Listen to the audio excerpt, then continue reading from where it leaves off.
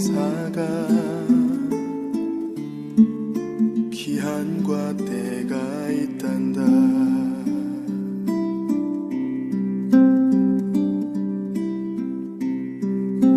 아버지 나의 하나님, 말씀하시는 하나님, 나 주님 의지하오나 이 길이 힘이 듭니다. 사랑하는 내 아이야, 두려워하지 말아라. 내가 어디로 가든지 나 너와 함께하리라. 할렐루야, 주의 이름으로 환영하고 축복합니다. 우리 2011년 9월 26일 9월의 마지막 주일인데요, 우리 함께 경건함으로 하나님을 예배하고 찬양하기 원합니다. 이 시간 우리의 삶을 다스리신 하나님께 오늘 하나님 신뢰하고 의지하고 하나님 함께 하실 믿습니다라는 고백으로 함께 예배하며 주의 앞에 나아가기 원합니다.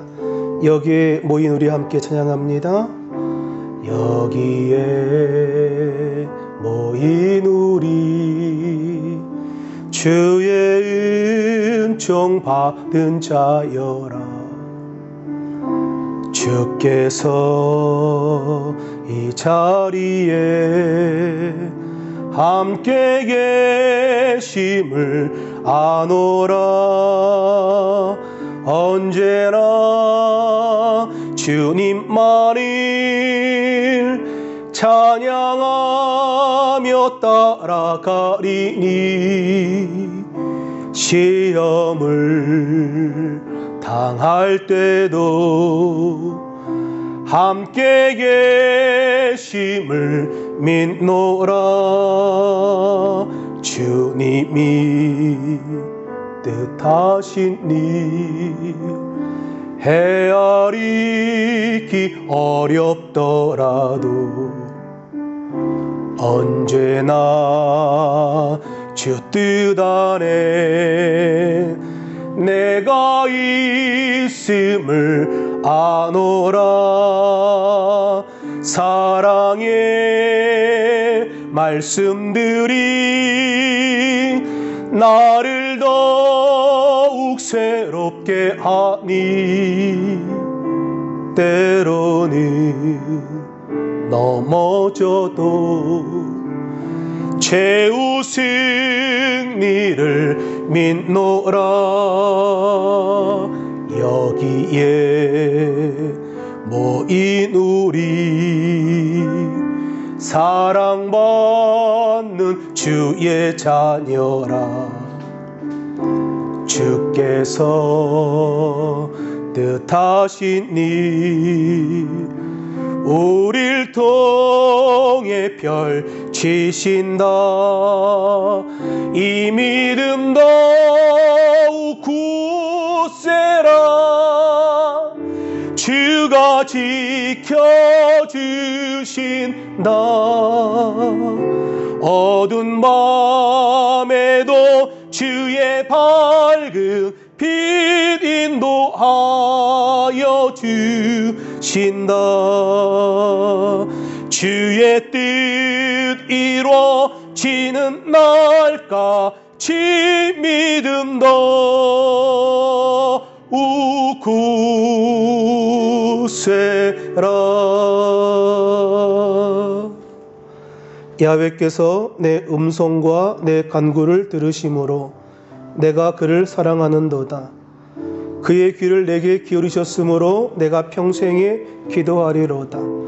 사망의 줄이 나를 두르고 수월의 고통이 내게 이르므로 내가 환난과 슬픔을 만났을 때에 내가 야훼 이름으로 기도하기를 야훼여 주께 구하오니 내 영혼을 건지소서 하였도다. 야훼는 은혜로우시며 의로우시며 우리 하나님은 긍휼이 많으시도다. 아멘.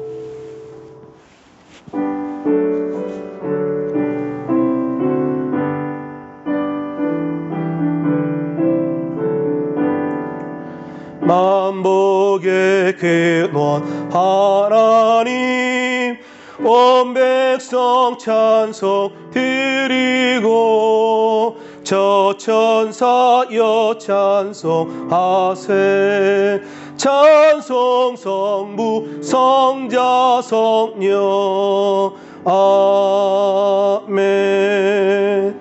전능하사 천지를 만드신 하나님 아버지를 내가 믿사오며 그 외아들 우리 주 예수 그리스도를 믿사오니 이는 성령으로 잉태하사 동정녀 마리아에게 나시고 본디오 빌라도에게 고난을 받으사 십자가에 못 박혀 죽으시고 장사한 지 사흘 만에 죽은 자 가운데서 다시 살아나시며 하늘에 오르사 전능하신 하나님 우편에 앉아 계시다가 저리로서 산자와 죽은 자를 심판하러 오시리라. 성령을 믿사오며 거룩한 공예와 성도가 서로 교통하는 것과 죄를 사하여 주시는 것과 몸이 다시 사는 것과 영원히 사는 것을 믿사옵나이다. 아멘.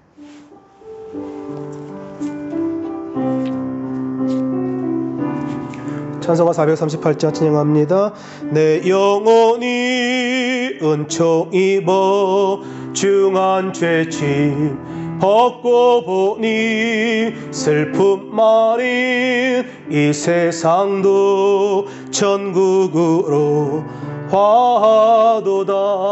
할렐루야 찬양하세 내 모든 죄 사함 받고 주 예수와 동행하니 그 어디나 하늘나라 주의 얼굴 뵙기 전에 멀리 뵈더 하늘나라 내 맘속에 이루어지니 날로 날로 가깝도다.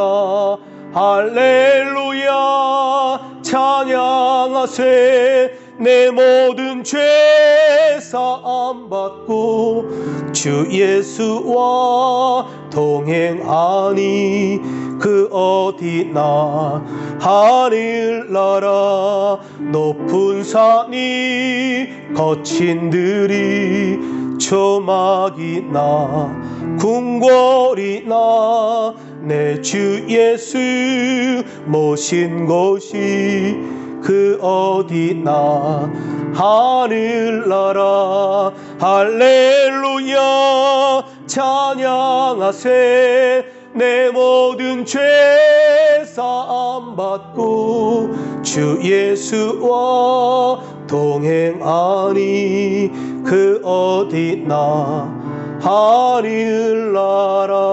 하늘나라. 살아계신 아버지 하나님, 그 크신 은혜와 사랑을 감사합니다. 지난 한 주간 동안도 우리들을 주께서 지켜주시고 주의 은혜로 살게 하심을 감사드립니다. 또한 새 힘과 새 희망을 가지고 오늘 이렇게 새 주일을 맞이하여 오늘 우리들로 하여금 하나님을 예배하며 찬양하게 하시니 주 하나님께 감사와 영광을 올려드립니다. 주님의 도우심과 함께하심을 늘 삶 가운데 경험하면서도 우리의 마음이 교만하여 주님을 인정하지 못했던 죄가 많았음을 이 시간 고백합니다. 주님을 높이기보다는 나를 자랑하기에 앞섰던 힘을 쏟았던 우리들의 죄를 용서하여 주옵소서. 주님 이 땅, 이 나라, 이 민족을 기억하여 주시고 의정자들에게 함께하여 주셔서 맡겨진 사명 잘 감당하게 하시고 저들로 하여금 하나님을 잘 섬기며 주께 영광 돌리는 복된 삶을 살아내게 하여 주옵소서. 이 나라 이 민족이 주의 말씀 가운데 살아가게 하시고 주님의 말씀으로 다스림 가운데 나아가는 복된 나라 민족 되게 하여 주옵소서. 일찍이 뜻이 계셔서 이 땅에 베트남 순복음교회를 세워주심을 감사합니다. 우리 교회가 주님께서 기뻐하시는 교회 되게 하여 주시고 세계 선교와 어려운 이웃을 섬겨주는 주님의 맡겨진 사명을 감당하는 복된 교회 되게 하여 주옵소서. 여의도 순복음교회를 축복하시고 당회장 이용목사님 함께하여 주셔서 삶과 사역에 큰 은혜와 능력 더하여 주시고 맡겨진 사명 잘 감당케 하여 주옵소서. 부르짖는 모든 자들에게 인자와 긍휼하심과 사랑을 더하여 주시고 우리 모두가 하나님의 뜻하심 가운데 복된 나날들을 살아가게 하여 주옵소서.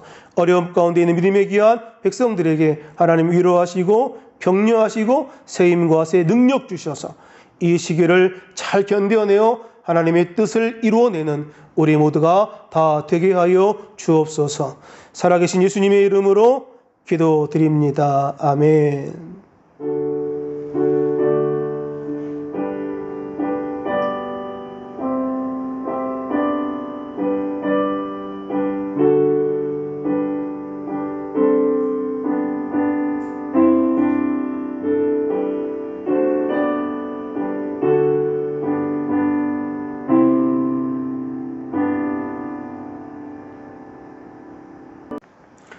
이 시간에 받을 하나님의 말씀은 마가복음 9장 23절의 말씀입니다. 마가복음 9장 23절의 말씀을 우리 같이 한 목소리로 함께 봉독합니다. 예수께서 이르시되 할 수 있거든이 무슨 말이냐? 믿는 자에게는 능히 하지 못할 일이 없느니라 하시니. 아멘. 이 시간 우리 함께 기도하기 원합니다. 나라와 민족에서 기도해 주시고 또 여의도 순복음교회와 베트남 순복음교회를 위해서 기도해 주시고 오늘 이 땅 가운데 믿음으로 살아가기 원합니다. 은혜 가운데 살아가기 원합니다. 하나님의 영광 돌리는 삶을 살아가기 원합니다. 우리 다 함께 주의 이름 세 번 부르며 통성으로 기도합니다. 주여 주여 주여. 살아계신 아버지 하나님, 그 크신 은혜와 사랑을 감사합니다. 오늘 예배 가운데 나와 하나님 예배하게 하시고 찬양하게 하시고 있는 모습 그대로 주 앞에 나와 경건함으로 예배드릴 수 있도록 인도하심을 감사합니다. 이 땅의 민족 축복하시고 우리 여의도 순복음교회와 베트남 순복음교회 위에 하나님 큰 은혜와 능력 더하여 주옵시고 우리 모두 이 땅 가운데 자녀다운 삶 멋지게 살아 하나님께 영광 돌리는 놀라운 은혜를 우리 모두가 누리게 하여 주옵소서. 예수님의 이름으로 기도합니다. 아멘. 할렐루야. 우리 봉독한 말씀을 가지고 문제는 상황이 아니라 믿음이다 라는 제목으로 함께 하나님의 말씀 나누기 원합니다. 누군가가 나에게 집중해 준다면 참 그것은 기쁜 일일 것입니다. 왜냐하면 누군가가 나에게 집중해 준다고 한다는 것은 내가 존중받고 있다라고 하는 느낌을 받기 때문에 참 기쁜 일이기도 하고 기분이 좋은 일입니다. 그렇다면 우리가 하나님을 가장 기쁘시게 하는 방법이 무엇일까? 우리가 그분께 집중할 때가 아닐까 생각합니다. 하나님을 기쁘시게 하는 방법은 우리 모두가 하나님께 집중하는 삶을 살아갈 때 하나님께서 기뻐하신다라는 거죠. 그리고 하나님을 기쁘시게 하는 그 방법이 집중해서 끝나는 것이 아니라 우리의 주인 되신 하나님을 닮아가고자 하는 그 열망과 갈망으로 우리의 삶이 채워질 때 하나님께서 우리의 삶을 보시면서 기뻐하지 않을까 생각합니다. 하나님이 우리에게 원하시는 것은 우리가 하나님과 친밀한 관계 가운데 인격적인 그런 만남을 갖기를 원하십니다. 우리가 지난주에 시편 기자였던 다윗의 시 23편 6절의 말씀을 함께 나눴습니다만 시편 23편이 강조하고 있는 것은 하나님과의 인격적인 만남과 교제 아닙니까? 하나님 앞에 인격적으로 순복하고 순종하는 것, 하나님을 경외하라라고 하는 것이 23편이 강조하고 있는 바입니다. 우리는 이와 같은 친밀함을 믿음이라고 표현할 수 있을 것입니다. 오늘 본문의 배경인 마가복음 9장을 보면 예수님께서 베드로와 야고보와 요한을 데리고 한 산으로 올라가십니다. 그리고 그곳에서 제자들은 예수님이 변화되는 아주 기이한 그런 현상들을 바라보게 됩니다. 그 모습을 바라보며 예수님에 대하여 확신을 갖게 되지요. 그곳은 신령한 곳이었고 정말 귀한 곳이었고 황홀한 곳이었고 신성한 곳이었습니다. 그래서 더욱더 그곳 가운데 머물고 싶었습니다만 예수님은 그 제자들을 데리고 다시 세상으로 내려오십니다. 제자들이 예수님께 시선을 집중해야 하는 곳은 바로 세상이라는 거예요. 변화산이라고 하는 것은 굳이 예수님께 우리가 집중하지 않아도 우리가 예수님을 바라볼 수밖에 없는 것, 주님을 바라볼 때 평안함을 느끼는 것, 그것은 바로 변화산 아닙니까? 그러나 우리가 삶을 살아내야 하는 곳은 어디냐? 이 세상이라는 거예요. 광야 같은 세상 가운데 우리는 예수님께 집중하는 삶을 살아내야 한다라는 거죠. 오스왈드 챔버스가 주님은 나의 최고봉이라는 책에서 이런 이야기를 합니다. 우리가 시선을 주님께 집중한다는 것을 모르는 사람은 없다. 그러나 어디에서 집중해야 할지를 명확하게 모르고 있다라고 말하면서 우리가 어디에서 예수님께 시선을 집중해야 하는가를 설명하고 있습니다. 예수님께서 변화산에서 내려오신 후에 사건을 다룬 본문의 말씀이 마가복음 9장 이하에 서술되어 있습니다. 변화산에서 황홀한 사건을 경험한 시간을 보내고 난 이후에 우리는 현실로 내려와서 조금도 쉴 틈 없이 현실의 문제들을 맞닥뜨려야 된다는 거예요. 현실은 아름답지도 않고 시적이지도 않고 신나는 일들도 그닥 많이 있는 것은 아닙니다.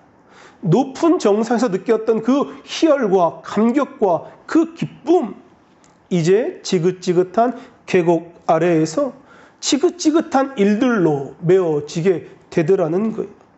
그러나 바로 이 계곡에서 오늘 우리가 하나님의 영광을 위하여 살아야 한다라고 이야기합니다. 우리는 정상에서 하나님의 영광을 바라보죠. 그러나 정상에서 하나님의 영광을 위해 사는 것은 아니라 오히려 낮은 이 계곡 같은 세상에서 하나님을 향한 우리의 가치를 진정으로 드러낼 수 있어야 하고 더하여 우리의 충성을 증거할 수 있어야 한다라고 이야기합니다. 우리 마음속에 의심이 뿌리째 폭패하는 것은 정상이 아니라 바로 이 세상 낮은 계곡에서 일어나야 하는 일이다라고 이야기합니다. 우리가 이 세상 가운데 살아가면서 하나님의 영광을 위하여 그리고 하나님을 향한 우리의 가치를 증거하는 삶을 살아내야 하는 것, 우리가 이 세상 가운데 우리의 손을 주님께 집중하며 삶을 살아내야 될 줄로 믿습니다. 오늘 본문의 배경인 마가복음 9장의 사건에서 예수님은 변화산에서 그 일을 경험하고 베드로와 야고보와 요한을 내리고 세상으로 내려오시죠. 그런데 내려오자마자 접한 것이 무엇이냐? 논쟁이었습니다.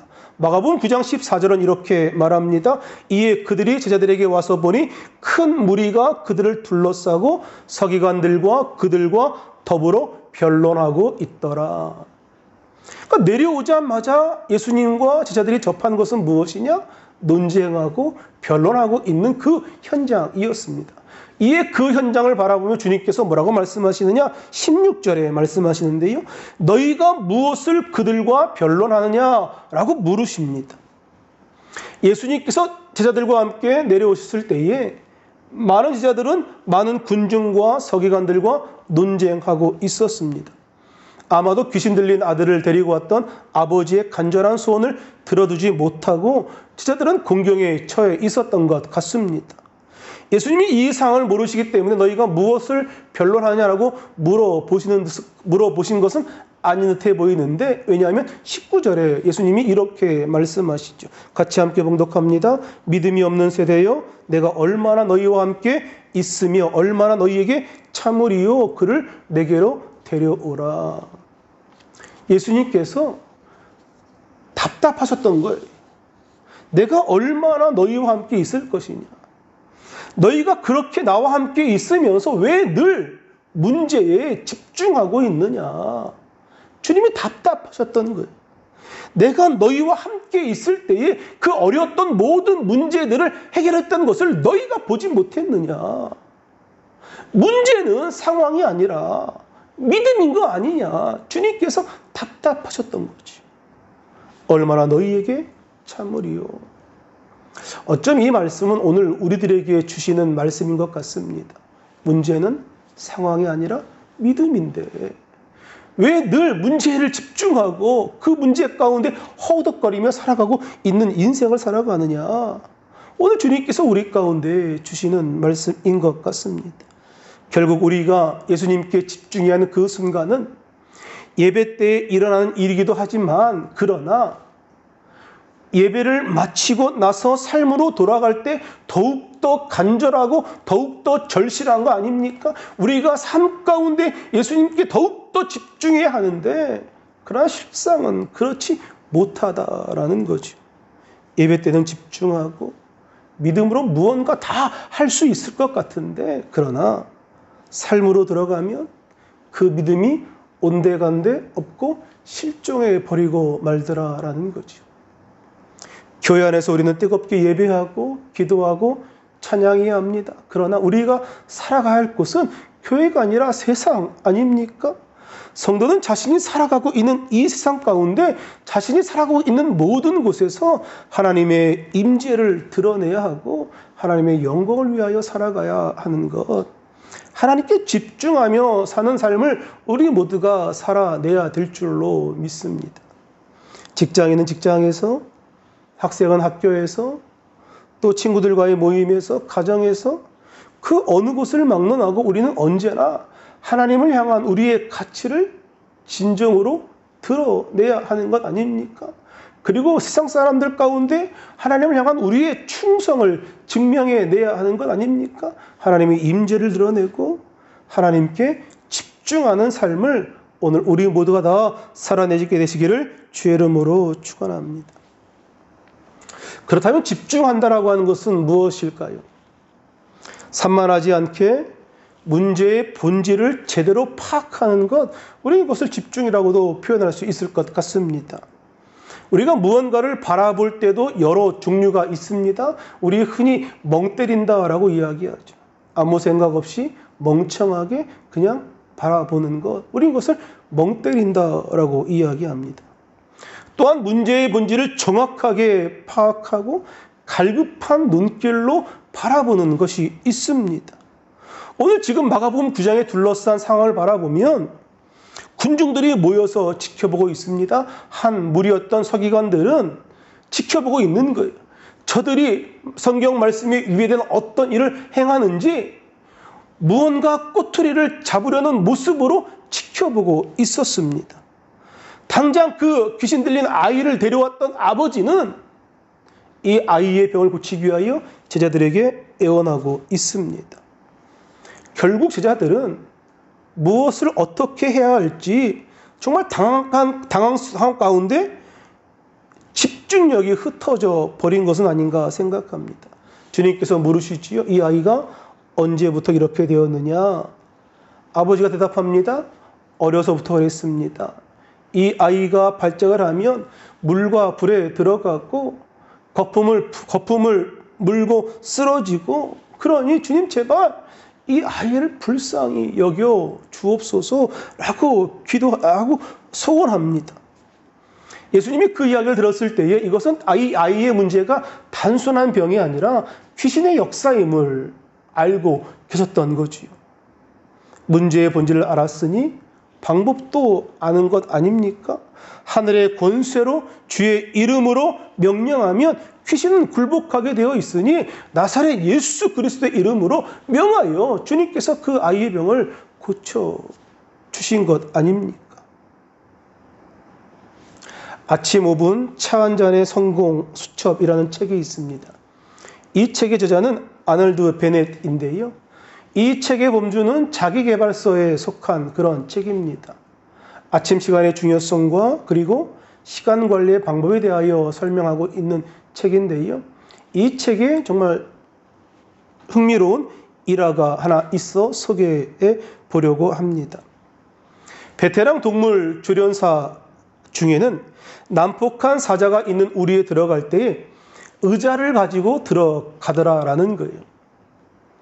물론 조련사는 회초리와 만약의 사태를 대비해서 옆구리에 권총을 차고 들어갑니다만, 그러나 사자 앞에 다리가 4개 달린 의자를 사자 앞에 내밀며 조심스럽게 다가간다라고 이야기합니다. 왜냐하면 사자는 자신 앞에 다가오는 의자 4다리를 바라보며 거기에 초점을 맞추려고 애쓰게 되는데, 그러다 보니까 일종의 무기력감에 빠져버리고 만다라는 거예요. 결국 집중력이 분산된 사자가 온순하게 변해버리고 말더라라고 이야기합니다. 여러분 놀라운 이야기 아닙니까? 권총보다 강력한 것이 의자라는 것 말입니다. 그 이유는 그 의자의 네 다리가 사자의 집중력을 흐트러뜨리기 때문에 그 집중력이 흐려진 그 사자는 온순케 되어지더라라는 거예요. 권총이 불러오는 그 두려움보다 사자의 초점을 흐리게 하여 무기력에 빠지게 하는 것이 훨씬 더 효과적이라고 하는 그런 내용입니다. 초점이 흩어지면 힘을 모을 수 없는 거죠. 초점의 분산이라고 하는 것은 그 사람을 무용지물로 만들어 버릴 수도 있다라는 이야기입니다. 그렇다면 우리가 아무것도 못한 채 무기력하게 이 땅 가운데 살아가는 것, 무기력하게 초점을 잃어버린 사자처럼 우리 인생이 그렇게 살고 있는 것은 아닌가. 반대로 초점이 흐려지지 않는 그 사자는 강력한 힘을 가진 사자가 되겠죠. 우리도 우리의 초점을 맞추면 목표를 이루어낼 수 있는 그런 능력의 사람이 될 줄로 믿습니다. 오늘 우리가 나약함과 무기력함을 가지고 있는 이유가 무엇이냐? 문제가 아니라 이 문제 가운데 우리가 집중해야 할 것을 잃어버리기 때문에, 문제 가운데 우리가 집중하며 해결해야 할 그 부분들을 우리가 잊고 살기 때문에 우리가 무기력하고 나약한 삶을 살아가고 있는 것은 아닌가 생각합니다. 그리스도인들을 따르는 사람들, 헌신된 사람들을 지칭하는 용어가 있지요. 바로 예수님을 뒤따르는 제자라는 용어입니다. 예수님을 따르는 삶을 살아가기 위해서는 그냥 앞 사람을 따라가면 되는 거 아닙니까? 예수님의 발자취를 따라, 예수님의 발걸음을 따라가면 오늘 우리가 뒤처지지 않고 오늘 주님의 그 모습을 따라 닮아가는 삶을 살아낼 수 있게 되는 거예요. 우리 어릴 때 이런 실험들을 여러분 다 해보셨던 걸로 생각되는데요. 블록 렌즈를 가지고 돋보기를 가지고 검은 종이를 태웠던 그런 경험 말입니다. 얼마 전 황당한 유튜브를 본 적이 있습니다. 인터넷과 SNS에서도 화제가 되었던 영상인데요. 자녀의 호기심을 해결하기 위하여 두 팔 벗고 나섰다가 의도치 않게 불을 낸 남성의 이야기였습니다. 한 남성이 잔디밭에서 아이와 무언가를 하고 있는데 잠시 후 이들이 앉아있던 자리에서 불길이 불같이 막 일어납니다. 중국 상하이의 한 생태공원에서 있었던 일인데요. 그 부자가 과학 실험을 하다가 불을 내었다라고 이야기합니다. 아빠가 아들의 호기심을 해결하기 위하여 돋보기로 햇빛을 모으는 그 실험을 하던 중에 불꽃이 일었고 강한 바람을 타고 불이 삽시간에 그 생태공원을 태웠다라는 그런 영상이었습니다. 태양빛이 흩어지면 종이를 태울 수 없습니다만 태양빛이 모아지면 종이를 태울 수 있고 태양빛이 모아지면 잔디밭도 태워버리더라는 거예요. 무딘 화살로는 절대 관역을 뚫어낼 수 없는 거죠. 집중한다라고 하는 것은 날카롭게 날을 가는 것을 의미합니다. 그래서 지혜로운 농부는 시간만 나면, 틈만 나면 그 무디어진 낫을 예리하게 갈고 또 간다라고 이야기합니다. 단 한 번의 휘두름으로 볕단이 쓰러지지 않으면 농부는 자기 힘에 의하여 그 볕단을 쓰러뜨려야 하기 때문에 스스로 지쳐갈 수밖에 없으니 틈만 나면, 시간만 나면 낫을 갈고 또 간다라고 이야기하죠. 학생들이 공부를 잘하고 못하는 것도 집중력이 많은 영향을 준다고 말하죠. 아무리 머리가 좋아도 집중하고 노력하지 않으면 제대로 공부를 할 수 없는 거죠. 현직 교사인 유미연 씨가 쓴 책이 책이 있는데요. 그 책 제목이 상당히 흥미롭고 재밌습니다. 책 제목이 이렇습니다. 넌 죽어라고 공부하니 난 집중해서 공부한다라는 그런 제목의 책입니다. 그러니까 공부는 죽어라고 하는 것이 아니라 집중해서 한다라는 그런 내용이지요. 저자는 집중력이야말로 공부하는데 무엇보다 중요하다라고 하는 것을 역설적으로 이야기하며 공부 잘하는 학생과 못하는 학생을 비교했을 때 가장 큰 차이점이 무엇이냐? 바로 집중력의 차이라고 이야기합니다. 성공하는 그리스도인이 되기 위하여 우리가 하나님을 믿는 우리에게 소원이 하나 있습니다. 바로 하나님께 집중된 삶을 살아가기 원합니다.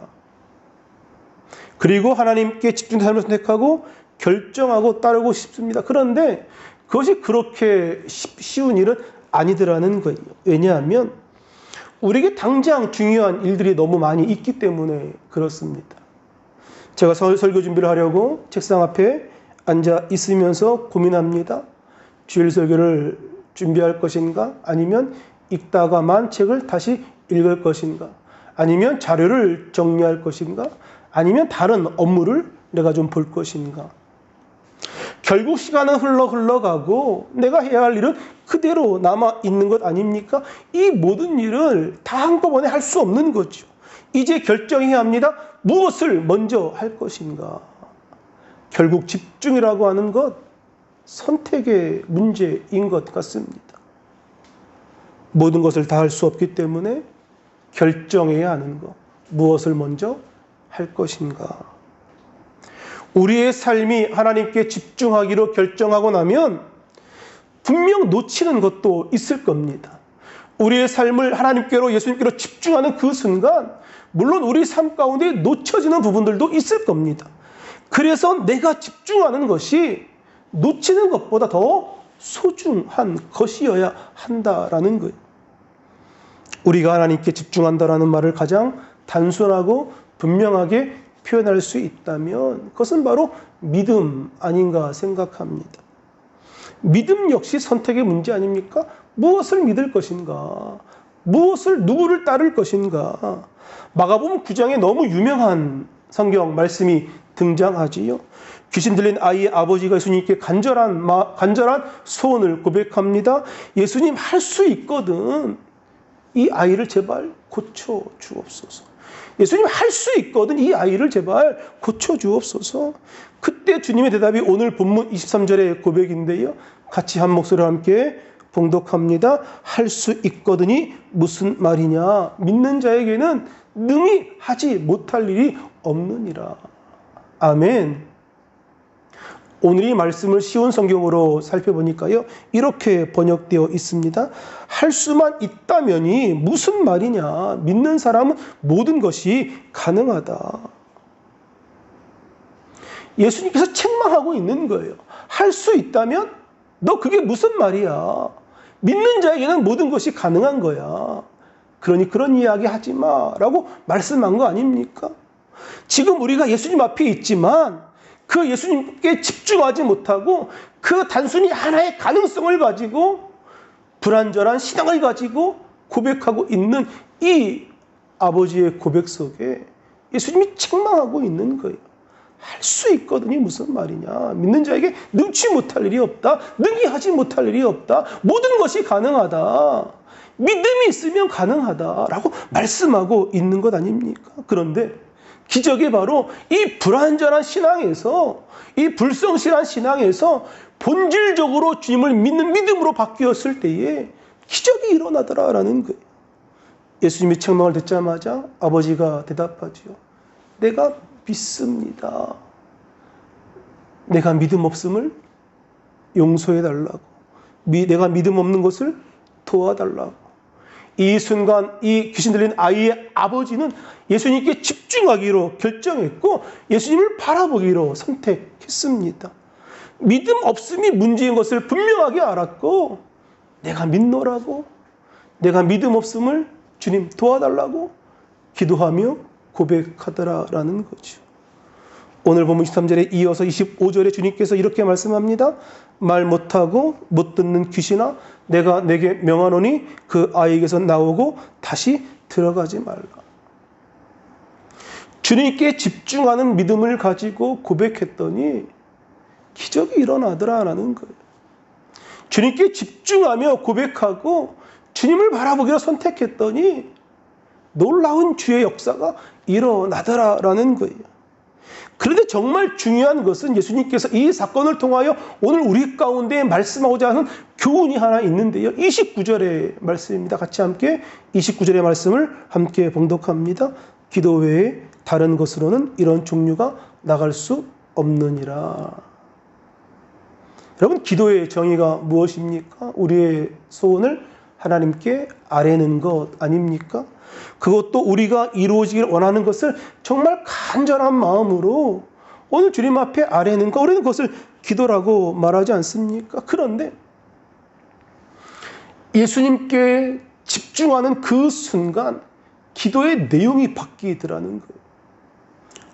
아이의 아버지가 이 아이의 병을 고쳐달라고 기도했던 그 기도가 내가 믿습니다, 내가 주님을 믿습니다라고 기도의 내용이 바뀌어지더라라는 거예요. 오늘 참다운 기도는 오늘 우리의 주인 되신 하나님께 우리의 문제를 온전하게 맡기는 것, 그것이 참다운 기도다라는 거죠. 하나님께서 우리에게 기도의 길을 열어놓으시는 것은 오늘 우리와 인격적인 그런 교제와 만남을 갖기 원하시기 때문인 거예요. 오늘 기도라고 하는 것은 우리의 주인 되신 주님을 따르겠다라고 하는 결단일 뿐만 아니라 모든 방법을 오늘 주님께 일임하고 주님께 맡기겠다라고 하는 신앙적인 결단을 이야기합니다.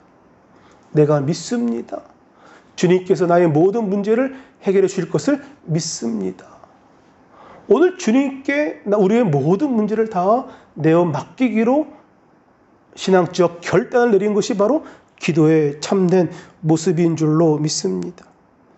귀신 들린 아이의 아버지가 온전히 주님 믿겠노라고 고백하고 결정했을 때에 그 다음 일을 행하신 것은 바로 누구냐? 예수님의 능력이었습니다. 우리는 그 귀신이 어떤 귀신인지 모르지요. 단지 그 귀신 앞에 고통당하기도 하고 어려움을 당하고 있을 뿐입니다. 그러나 주님은 분명하게 알고 계시는 거예요. 말 못하고 못 듣는 귀신아, 주님은 분명하게 그 귀신의 정체를 알고 계셨습니다. 우리는 주님께서 우리 인생 가운데 어떻게 주의 능력을 베푸실지 모릅니다만, 그러나 분명한 것은 우리가 주님을 온전하게 신뢰하고 온전하게 믿을 때에 주님께서는 우리의 문제를 해결할 능력이 있으신 분이라는 거예요. 하나님께 집중하는 것이 왜 믿는 자들의 특권일까? 우리의 믿음의 한계를 뛰어넘기 때문에 그렇습니다. 우리의 한계를 뛰어넘어 하나님의 놀라운 역사가 삶 가운데 나타나게 되는 것, 우리의 한계를 뛰어넘어 하나님의 놀라운 그 은혜가 우리 삶 가운데 펼쳐지게 되는 것, 그것이 바로 믿는 자들이 누릴 수 있는 특권인 거예요. 하나님께 집중하고 믿음의 눈을 열게 되면 기쁨이 찾아오는 거 아닙니까? 하나님께 집중하고 내린 결정, 그 결정은 이상하게도 마음의 평안을 가져다 주는 거 아닙니까? 하나님께 집중하고 우리 삶을 주 앞에 온전히 드릴 때에 하늘로부터 내려오는 평안함이 임하게 되고 삶 가운데 영혼이 잘 되고 범사 잘 되며 강건한 주의 은혜가 나타나게 되는 것. 요한일서 5장 4절은 우리 가운데 말씀합니다. 무릇 하나님께로부터 난 자마다 세상을 이기느니라. 세상을 이기는 승리는 이것이니 우리의 믿음이니라. 우리의 믿음이니라. 세상을 이기는 것은 우리의 믿음이다. 너희가 세상 가운데 환난을 당하나 담대하라. 내가 세상을 이겼다 하신 주의 말씀을 우리 모두가 다 기억하며 오늘 이 땅 가운데 우리가 상황을 주목하는 것이 아니라 오늘 믿음을 가지고 주님 앞에 한 걸음 한 걸음 나아가게 되시기를 주의 이름으로 축원합니다. 우리의 삶 가운데 어려움이 있을 때에 여러분 꼭 두 가지를 기억하십시오. 어느 곳에 있든지 위치와 상황을 생각하는 것이 아니라 하나님이 함께 하시면 일어설 수 있다라고 하는, 위치와 상황 가운데 함몰되어 우리의 인생을 퇴보시키고 우리의 인생을 망가뜨리는 것이 아니라 어느 곳에 있다 할지라도 어느 위치에 있다 할지라도 하나님이 함께 하시면 일어설 수 있고 주의 능력이 내 인생 가운데 펼쳐질 수 있음을 여러분 잊지 말고 기억하게 되시기를 주의 이름으로 축원합니다. 또 한 가지 기억할 것은 각자의 인생길 가운데 우리가 놓치지 말아야 할 태도입니다. 하나님의 섭리를 인정하는 것, 하나님을 향한 인격적인 신뢰를 고백하는 것, 하나님이 우리의 선한 목자 되시고 내 삶의 온전한 주인 되신다라고 하는 것. 하나님께서 우리의 인생을 선하심과 인자하심으로 이끌어 가신다라고 하는 그 믿음의 고백 말입니다. 하나님이 내 삶을 온전하게 책임져 주신다. 하나님이 나의 하나님이요 우리 삶의 주인 되신 하나님이시다라고 하는 것. 그러므로 문제는 우리가 처한 상황이 아닙니다. 우리가 있는 위치가 아닙니다. 우리가 당하고 있는 그 어떤 어려움과 고난이 아니라 오늘 우리의 마음이 온전하게 우리의 주인 되신 하나님께 집중하기로 결단하고 결정하고 선택하고 그 주님께 집중할 때에 오늘 그 안에서 하나님의 능력이 우리 삶 가운데 나타나게 된다라는 거예요. 오늘 우리 모두에게 그런 은혜가 있기를 주의 이름으로 축원합니다. 위치와 상황 가운데 그것에 함몰되어 허우적거리는 인생이 아니라 우리의 손을 주께 고정하고 집중함으로 하나님의 능력을 구할 뿐만 아니라 그 능력을 삶 가운데 맛보는 저와 여러분 되시기를 주의 이름으로 축원합니다. 우리 함께 이 시간 함께 찬양하고 기도합니다. 우리 여기에 모인 우리 함께 찬양하시고 함께 뜨겁게 기도한 시간 갖기 원합니다. 주여 우리의 믿음을 더욱더 굳세게 하옵소서. 믿음으로 살아가게 하옵소서. 고백하며 찬양합니다. 여기에 모인 우리 주의 은총 받은 자여라. 주께서 이 자리에 함께 계심을 아노라. 언제나 주님만을 찬양하며 따라가리니 시험을 당할 때도 함께 계심을 믿노라. 주님이 뜻하시니 헤아리기 어렵더라. 언제나 주 뜻 안에 언제나 주 뜻 안에 내가 있음을 아노라. 사랑의 말씀들이 나를 더욱 새롭게 하니 때로는 넘어져도 최후 승리를 믿노라. 여기에 모인 우리 사랑받는 주의 자녀라. 주께서 뜻하시니 우릴 통해 펼치신다. 이 믿음 더욱 굳세라. 주가 지켜주신다. 어두운 밤에도 주의 밝은 빛 인도하여 주신다. 주의 뜻 이루어지는 날까지 믿음 더욱 굳세라. 우리 시간 함께 기도하기 원합니다. 하나님, 우리의 믿음을 더하셔서 세상 가운데 흔들리지 않는 믿음의 선한 역사가 있기 원합니다. 상황과 환경 가운데 얽매이는 인생이 아니라 내가 속해 있는 위치에 얽매인 인생이 아니라 하나님께서는 집중하고 고정함으로 하나님의 능력을 날마다 맛보아 살아갈 수 있는 우리 모두가 되게 하여 주옵소서. 오늘 가져난 모든 기도 제목 위에 하나님 아름답게 응답하옵소서. 우리 다 함께 주의 이름 세 번 부르며 통성으로 기도합니다. 주여, 주여, 주여. 살아계신 아버지 하나님, 은혜와 사랑을 감사합니다. 아버지, 땅 가운데 믿음으로 살아가기 원합니다. 아버지, 처한 환경과 위치 가운데 얽매여 함몰되는 인생이 아니라 이 낮은 계곡에서 하나님을 향한 우리의 가치를 진정으로 드러낼 수 있는 삶이 되기 원합니다. 우리를 하나님을 향한 우리의 충성을, 하나님을 향한 경외함을 우리 땅 가운데 믿음으로 보여주며 살아가기 원합니다. 하나님, 우리 인생 가운데 함께하여 주시고 아버지, 우리를 통하여 주의 선한 뜻들이 아름답게 이루어지는 삶을 살아가게 하셔서 하나님 나라 영광에 쓰임받는 믿음의 놀라운 축복이 우리 인생 가운데 있게 하여 주옵소서. 오늘도 하나님 믿음으로 고백합니다.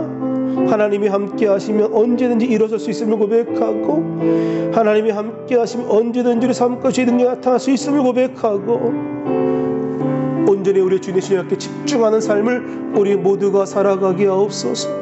아버지, 풍성한 주의 축복이 넘쳐나게 하시고, 아버지 하나님, 하나님의 능력의 삶 가운데 나타나는 복된 은혜가 있게 하여 주옵소서. 주님 아버지 감사합니다.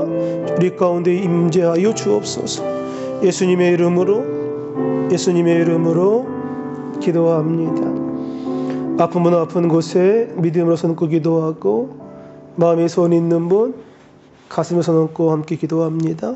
살아계신 아버지 하나님, 그 크신 은혜와 사랑을 감사합니다. 오늘도 거룩하신 주님 앞에 나와 예배하며 아버지 마음들이여 찬양과 경배 드리게 하심을 감사합니다. 아버지, 땅 가운데 믿음으로 삶을 살아내기 원합니다.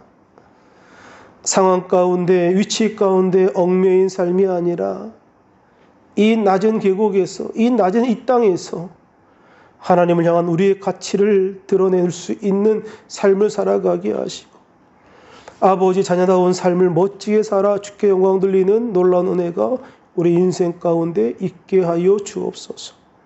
우리의 믿음을 더욱더 굳세게 하셔서 마지막 때에 우리의 믿음을 보겠다 하신 주님의 그 음성을 기억하고 하나님을 기쁘시게 할 수 있는 복된 삶을 우리 모두가 다 살아낼 수 있게 하여 주옵소서. 오늘도 마음에 간절한 소원 주님 앞에 믿음으로 고백하여 싸우니 믿고 간구한 모든 소원들마다 아름답게 응답하여 주시고, 마음의 모든 고백함들이 하나님께서 축복하심으로 우리 삶 가운데 더하여 지게 하여 주옵소서. 우리의 자녀들을 축복하셔서 함께 하시고 이 땅 가운데 머리 되고 위에 있는 삶 살아가게 하시고, 하나님의 능력의 손길로 붙잡아 주셔서 늘 삶과 높임받는 은혜가 있게 하여 주옵소서. 하나님, 이 시간 믿음으로 앞서고 기도합니다. 저가 채찍에 맞음으로 너희가 나음을 입었다 하신 주님, 오늘 그 말씀 믿고 선포합니다. 나사렛 예수 그리스도 이름으로 명하노니 육체의 모든 질병은 떠나갈 지어다. 육체의 모든 질병은 떠나가라. 두통과 불면증 떠나갈 지어다. 관절압과 고혈압과 심장병은 떠나가라. 각성, 악성, 종양과 암덩이는 떠나갈 지어다. 당뇨와 비염은 깨끗게 치료받을 지어다. 근육통은 치료받을 지어다. 부인병과 피부병은 깨끗게 고침받을 지어다. 삶 가운데 건강의 복이 임할 지어다. 주님들 강건하게 하시고 영혼이 잘 되고 범사가 잘 되며 강건한 주의 은혜가 우리 인생 가운데 넘치게 하여 주옵소서.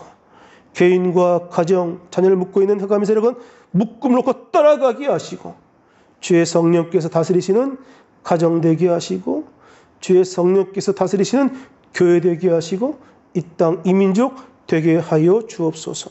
오늘 믿고 간구한 모든 소원 위에 아름답게 응답하여 주시고 믿음의 고백함 따라 이루어지게 하여 주옵소서. 예수님의 이름으로 기도합니다. 아멘.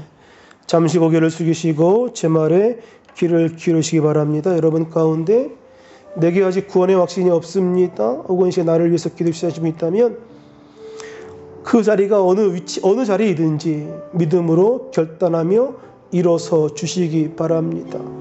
여러분 믿음으로 결단하면 주께서 여러분의 인생길을 책임져 주실 것입니다. 함께 제 기도를 소리내어 따라해 주시기 바랍니다. 하나님 아버지, 저는 죄인입니다. 어디에서 와서 왜 살며 어디로 가는지 알지 못하고 방황하며 살았습니다. 저의 죄를 위하여 십자가에서 죽으시고 부활하신 예수님을 제 구주로 모셔드립니다. 저는 하나님의 자녀가 되었습니다. 지금부터 영원토록 주님과 함께 살겠습니다. 예수님의 이름으로 기도드립니다. 아멘. 할렐루야. 주로 하여 축복합니다. 우리 기뻐 즐거운 마음으로 준비한 힘을 주님께 정성껏 드립니다. 살아계신 아버지 하나님, 그 크신 은혜와 사랑 감사합니다. 주신 은혜에 감사함으로 이 시간 주 앞에 귀한 예물 드리기 원합니다. 우리의 마음과 생각과 손길을 주장하셔서 주님 기뻐 받으시는 귀한 예물 우리 모두가 드리게 하여 주옵소서. 예수님의 이름으로 기도합니다. 아멘.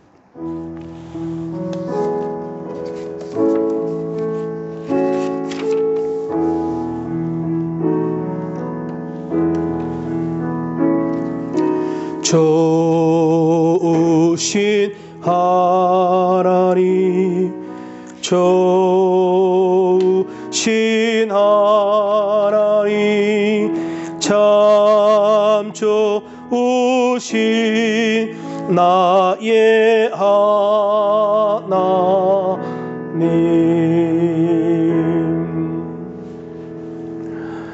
코로나19 종식을 위한 기도회가 매일 저녁 9시에 각자 처소에서 있습니다. 여러분 기억하셔서 코로나 종식을 위한 기도회를 함께 동참하시길 바라겠고요. 각 시마다 군마다 백신을 접종 중에 있는 걸로 아는데요. 꼭 백신 접종하셔서 우리 모두가 이 어려운 이 시기를 잘 견뎌내고 이겨낼 수 있기를 주의 이름으로 부탁합니다. 드리는 예물 주 앞에 바칩니다. 살아계신 아버지 하나님, 그 크신 은혜와 사랑을 감사합니다. 주님 은혜에 감사함으로 귀한 예물 정성껏 올려드립니다. 드린 손길 축복하시고 천배 만배로 갚아주시고 저들의 삶에 풍성한 주의 은혜가 넘치게 하여 주옵소서. 예수님의 이름으로 기도합니다. 아멘.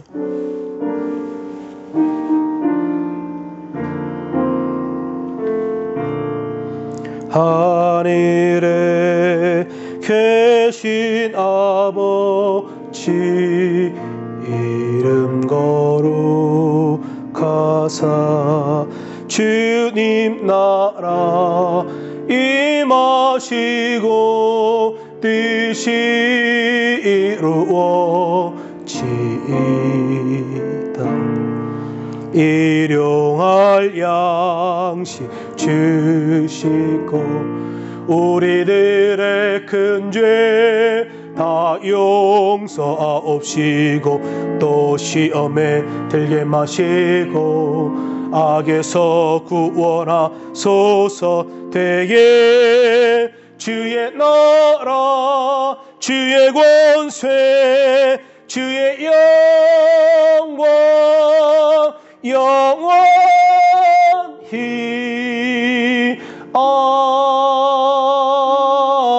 아멘.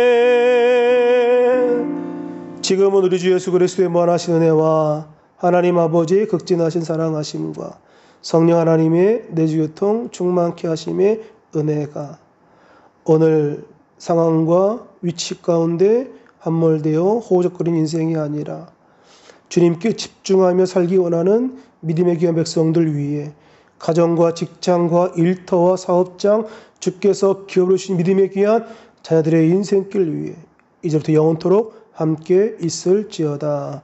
아멘.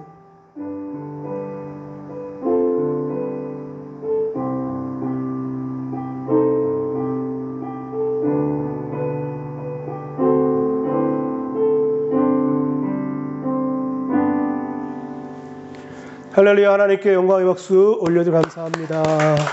한 주간도 승리하시고 우리 다음 주에 또 기쁨으로 뵙겠습니다. 감사합니다.